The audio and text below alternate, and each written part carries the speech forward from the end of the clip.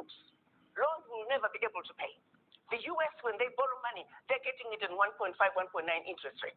Africans, when they get the same amount of money, they're paying 9, 10%. The people who don't need a break, they get a break. The ones who need a break, they don't get a break.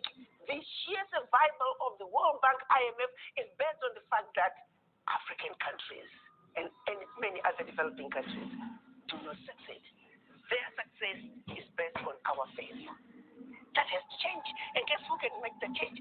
We, the children of Africa. We, the Africans, are the ones who have to say, we know your game now. Enough is enough.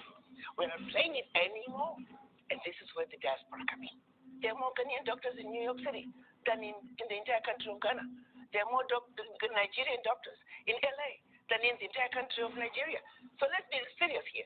What Africa needs is capacity, capacity, capacity. And that capacity is in the diaspora. So it behooves us to bring the diaspora together. Let them understand what is really going on in our Africa.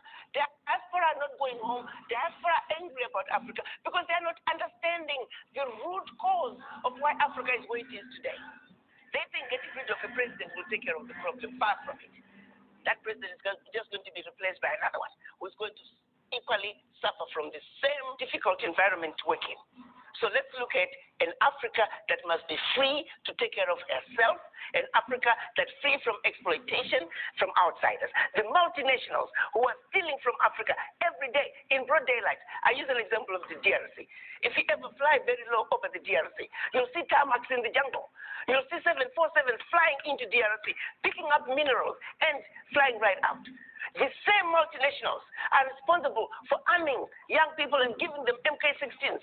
Because why? Their satellites in the skies are telling them where that village is. There are lots of diamonds. So what do? Arm young people, drag them up, and send them to go chop off a few heads. The rest of the village runs away, so they come behind and do their illegal mining. We, black people, must understand what is really going on. Because what we are shown instead is, oh, look at those Africans killing each other. There are some serious games that have been played in Africa for far too long. And once we understand that, we can strategize as how we can begin to bring the difference and bring the change that Africa needs. And that change can only come if the African diaspora are united. And the Wakanda villages, as I call them, it is our organized way of saying, starting with one African diaspora center of excellence, it will be a new city, a developmental hub that we can then take from there. Every sector is developed. Take healthcare. How many doctors do we need in this region to take care of this many people? We pick up education, same thing. We pick up engineering. We pick up electricity.